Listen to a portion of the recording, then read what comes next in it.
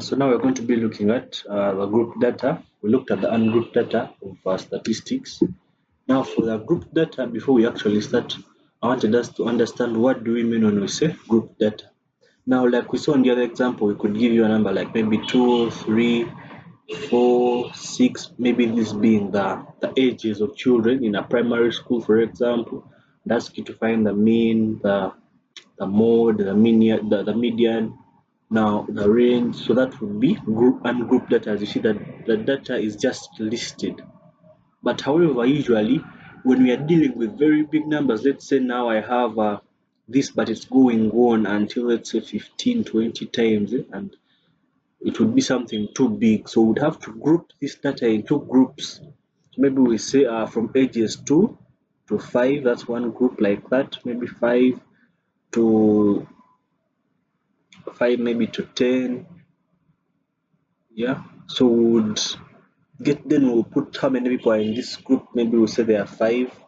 How many people are in this group? Now this would be the frequency, as I was telling, the number of times or the number of people in this age group. That would be the frequency. So that's now what we call group data, and it's what we're going to look at. And usually the data is already grouped for you. However, in some cases you will be required to group the data yourself. Like the list for you values, you're going to look at all these examples. Yeah. Now the first thing before we even start looking at examples, the formula actually very important because they are what give the skeleton for everything we are going to be doing. Now we have the formula for finding the mean. It is this means summation of fx out of summation of f. F is the frequency, and we are going to see what x is in a bit. Then when given assumed mean, so some questions will be given assumed mean. This will be how you find the mean. This symbol is for mean. Mean can also be called average. So if I ask you to find the average, it's the same thing when I tell you to find the mean. So here you get the assumed mean plus the summation of f d out of summation of f, where d is x minus f and a is the assumed mean. We are going to see what x is. Then mode, lower L1 is lower limit 1 of the modulo class plus this is delta 1 out of delta 1 plus delta 2 times c. C is the class interval. All these things are going to make sense in a bit. And here we are saying that delta 1 is the highest frequency minus the frequency before it, delta 2 is the highest frequency minus the frequency after it, then c is the class interval. Then this is the median. L1 is the lower limit of the median plus here. We are going to see that this L1, sometimes they can be the same coincidentally, but though we find them is different. It's just maybe a coincidence that okay, the L1 will be the same as this L1, but it doesn't mean that the L1 is always the same, and we're going to explain that. Then my n out of 2, n is the total number, like maybe like we're doing maybe how many, maybe 50 students. That's the total number is what? N out of 2 minus the cumulative frequency before the median class out of the frequency within the median class times c, which is the class interval. Now this formula would be good it would be good for you to know this formula. Actually, if you can master them, you can even pause the video in your free time, try to write them as many times so that they stick in your head. Yep. So now this is going to be our first question. So you see it shows the table below shows the marks obtained in an exam by 50 students. Now as I told you, in this question we have very many marks, maybe 50 to 50. Then we have someone who got 52, someone who got 53, 54, 55, 56, you get, and they have all been grouped into these ranges, and we're going to explain more what this means. Now the first thing we're going to look at is maybe what should we say, the class boundaries. Okay, I think let's start with the class boundaries. Okay, let's start with the class interval. Now the class interval, in this case, how do we find the class interval? When you're looking at this thing, this horizontally, this is a row. This row, let's call this row 1, row 2, row 3, row 4. We can once we're going to use this row to find the class interval. Now when you're using a row, you subtract this from this and you add 1, so it's 59 minus 50, it gives you 9. You say 9 plus 1, this is equals to 10. That's the class interval. That's the class interval. Or another person would say, I say 60 minus 50. And now when you're doing it vertically, like when you're subtracting between two columns, here I would get 10. You don't have to add 1. I hope that makes sense. So let's say you want to find the class interval for here. So 79 minus 70 is equals to 9, then you add 1. So you actually always have to add the 1. Now I hope this makes sense. Now for this question, we are lucky that all the class intervals are the same. Actually, usually you should get yourself used to writing a column for class interval. Maybe class interval, you can write it in words just that here. So you say this 59 minus 50, get 9 plus 1, 10. This minus this plus 1, 10. 10. And why I'm saying this specifically is just for this example where we are going to leave out the aspect of I'm going to leave out the aspect of thing where we have a number where we have different class intervals, because this example specifically have the same class interval. There are specific numbers where you have different class intervals in different classes. These are classes. This max, this is 50 to 59, that's a class. 60 to 69, that's a class. 70 to 79, that's a class. But this now the class interval, like the number of marks within this, or like the gap. I don't know what I should say, but I hope that makes sense. So now let me pause and clear this, then we can move on. Well, actually, before we leave the class intervals, I had something interesting that I wanted us to see here. So here, see what we have. We have 1 to 1.4, 1.5 to 1.9, 2 to 2.4. These are classes. And by the way, how do you know classes? When you have like classes, they're not continuous. This is 1 to 1.4, and this is 1.5. However, if in a different scenario, which we are going to explain, if you have something like 1 to 1.4, then maybe 1.4 to 1.8, then maybe 1.8 to, when these are continuous, regardless of how they've been given in the question, those are not classes, those are class boundaries. We're going to make sense of that in a few. And the way you find the class interval when given the class boundaries is different, but that's only going to make sense after we've actually done the class the example when I've showed us how to find the class boundaries. So here, how do we find the class interval? We're going to subtract 1.4 minus 1, we get 0.4. Now for this case, you realize if you actually add 1, this thing is going to change completely, because you're going to have 1.4. Now for this case, we would have to add 0.1, so we'll get this is 0.5. I hope this makes sense. Or another person will just subtract this minus this, they will still get the 0.5. Or this minus this, they'll still get the 0.5. I hope that makes sense for the class interval. So it's not that you always add 1, usually it's in the context of how you work, of what you're working with.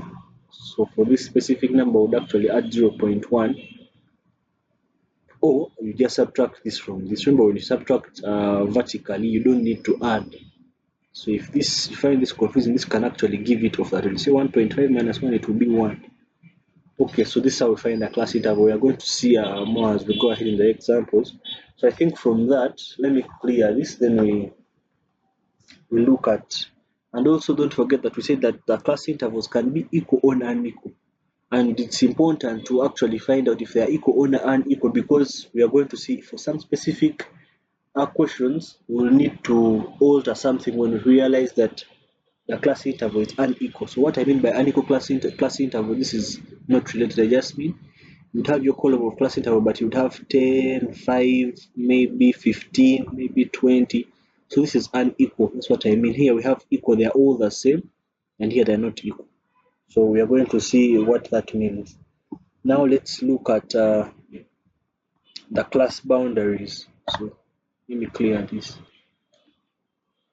Okay, now the class boundaries, we have these marks here. Now we have, let me draw the table here. We have marks, we have number of candidates, that's the same as the frequency. We have 50 to 59, We have 60 to 69, 70 to 79, 80 to 89. And for the frequency here we have 8, we have 10, 24, 8 again. Now this is the frequency column. Now I want us to find the class boundaries. Now I already hinted that for class boundaries these things are continuous. So it's 50 to 59. Here we shall have 59 to 59 to something. Then if this is 69, the next value here is 69. So they are continuous, and we're going to see their importance because they're very important when we are plotting, whether you're plotting the cumulative frequency distribution curve or the octave, or the histogram. We are going to see their role now. When finding the class boundaries, I know many people have just crammed or picked that 0.5 is the magic number. No, it's not actually that. It should always be 0.5. I'm going to show us how we come up with what number we use to find the class boundaries. Now there's this formula, it's 0.5 times 10 to the power negative n. Now this is the formula that helps you find what you're going to subtract or add to get the class boundaries. Now here, where n is the number of decimal places. Now for this question specifically, we have 0 decimal places. So it's just 59, there's no decimal place. So that means n is 1. So we substitute this is 0.5 times 10 to power negative, our number of decimal places is 0. I don't know what I've put it. So it's 0. So negative 0, of course negative 0 is 0. Any number powered to 0 is 1. So this becomes 0.5 times 1, which is equals to 0.5. So this is what we have. We get our answer 0.5, meaning we are going to have to work with 0.5 in finding the class boundaries. How do we find the class boundaries? Subtract 0.5 from the number on the left, or like the lower number, and add 0.5 to the number on the right, or the higher number. So here 50 minus 0.5, what do we get? We get 49.5. Do we add this? We get 59.5. Here we subtract, we get 59.5. Then here we have 69.5. We're adding 0.5, and I've showed you how we got this 0.5. So here we have 69.5, then we have to 79.5, then I have 80, this is 79.5 to 89.5. Now I want us to note for this number. So this is how we found the class boundaries, and they're going to be very important. Now I've told you in some questions you're going to be given, maybe the table below shows the marks obtained in an exam by 50 students, but in this table for marks someone will give you the class boundaries. And when someone gives you the class boundaries, you don't have to do this, you don't have to like subtract 0.5, add 0.5. So it's important to be able to distinguish from when have you been given the class boundaries and when have you been given the class, because it changes everything. Because if you've been given the class boundaries, even how you find the class interval changes. For example, say here we have the class boundaries and we wanted to find the class interval. Do you realize that if you have the class boundaries, we just have to say 59.5 minus 49.5. This will give us 10. Yet when we had the classes and we say 59 minus 50, we got 9, then we had to add 1. But however, when you're working vertically, it's still the same thing. You still don't, just this minus this, it will give you 10. So I hope that makes sense. When you have the class boundaries and you want to find the class interval, you don't have to add anything. You don't have to add 1, you don't have to add 0.1. You just get the value and put it there. Now, so someone may be asking, how do I know I've been given the classes? How do I know I've been given the class, the class boundaries? There's a very simple way. Now you look at this value and the value on the next line. Look at this. Now, if this value and the value they are the same, that means you've been given the class boundary. That's why we see here I have 59. Here I have a very different thing. I have a 60. That shows I've been given classes, not class boundaries. So meaning I still have to go ahead and find the class boundaries. Let me show you what I mean by when you've been given the class boundaries. Yes, so you see here, let's say this was the maybe this is max, then here you'd have the frequency. So I hope this makes sense. Here I see 15, you see 15, here I see 20, here you have 20. So if you were to have a column for the class interval, or the class, you can write it in math. You say this minus this, it's 15. This minus this, it's 5. 30 minus 20, it's 10. You see? So here we found the class interval without having to add. I hope that makes sense. Now, another important thing I would like to bring on is, now for this question, I had even wrote this question when we were doing, if we have something like 1 to 1.4, 1.5 to 1.9, then 2 to 2.4, then 2.5 to 2.9. And now you want to find the class boundaries. Now I told you some people just master that it should always be 0.5, which is very wrong.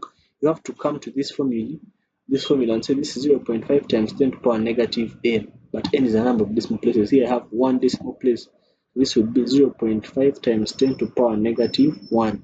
This is going to give you 0.05. I don't know if this makes sense. You get 0.05. So this is what you use to add and subtract. So for this case, when you're going to find your class boundary, also the first thing, how you know that this thing you've not been given class boundary, it's not continuous. Here I have 1.4, 1.5.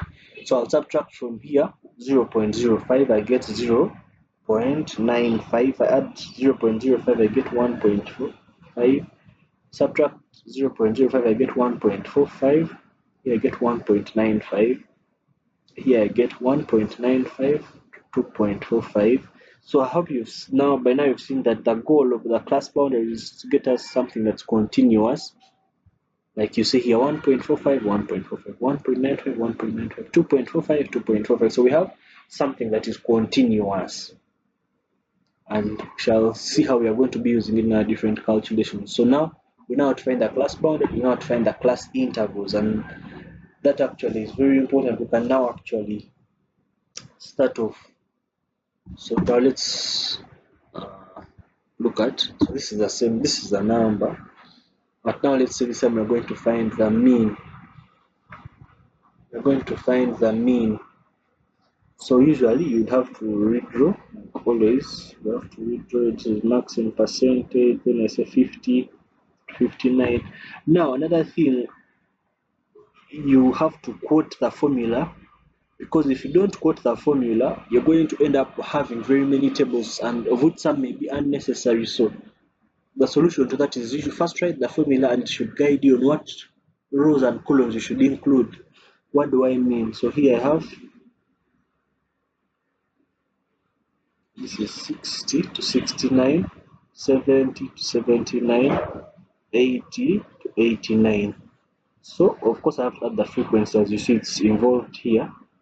This is 8, 10, 24, 8. Then I have to add a column called X. Remember, when we're dealing with ungrouped data, the X was the actual value. Like if I had 2, 4, 6, 8, all these were values of X. So the summation of X would be the summation of all of these. If you haven't, you can go and watch the video on ungrouped data. Now, for this case, to get the value of X, we just get the average of this. So we shall say 50 plus 59 divided by 2. That's the value of X for this column.